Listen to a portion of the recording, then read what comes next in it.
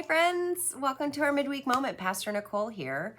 Well, this week we continued on in our sermon series, Spooky, the weird, scary stories in Scripture, where we've been looking at some creepy stories in Scripture to see what we can learn from them. This week we took a look at a story from the book of Numbers that talks about some people being buried alive, and they were buried alive because they made some poor choices. And so we talked about how sin has consequences. Sometimes that consequence we have to live out in our lives. Sometimes our family has to live out the consequences of our sin. Sometimes complete strangers have to live out the consequences of our sin.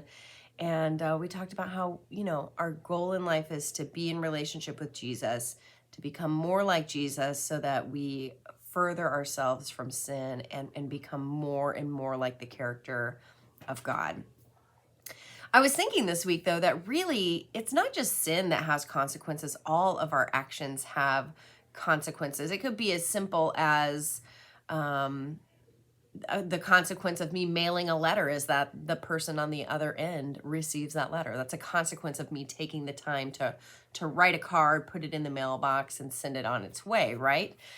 But it can also be the importance of living out love in our lives.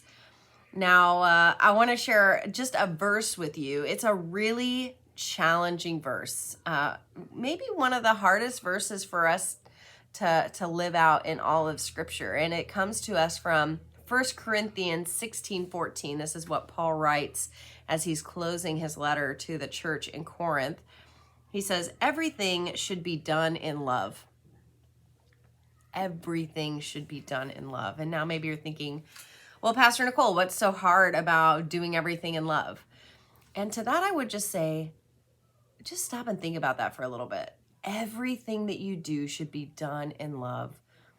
That really means conforming your entire life to be like Jesus.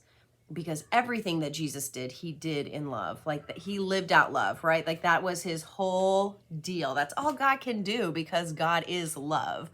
So when Jesus came to earth, he was living out love. That means everything that we do in our life has to be conformed to Christ. That means when we're tired and grumpy and frustrated, that we put that aside and instead live out love. It means when we want to maybe take the easy way through things that may, not be helpful to somebody else, but makes it easier for us, we don't do that because we're going to live out love.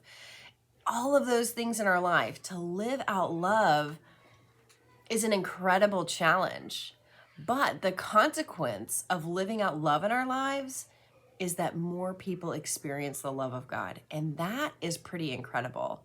When we live out love, when we do everything that we do with love as the motive, God's love is shared more abundantly, and the consequence of that is enormous.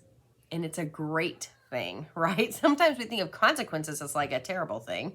It has kind of a negative connotation, but the consequence of living a life of love would be pretty incredible.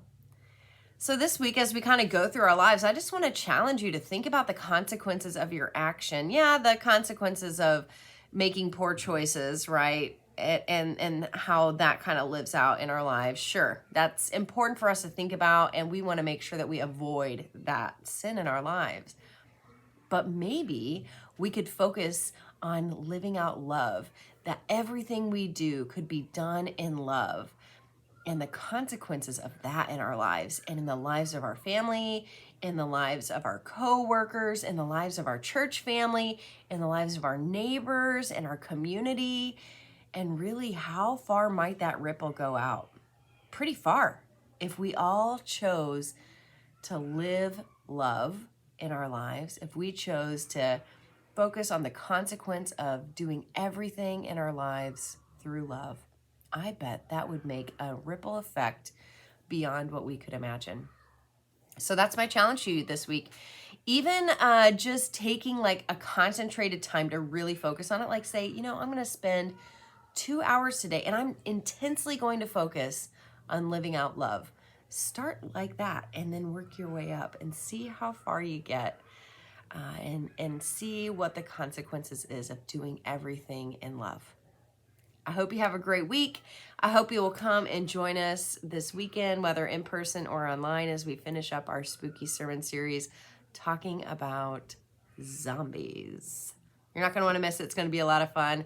And I hope to see you around soon. Bye.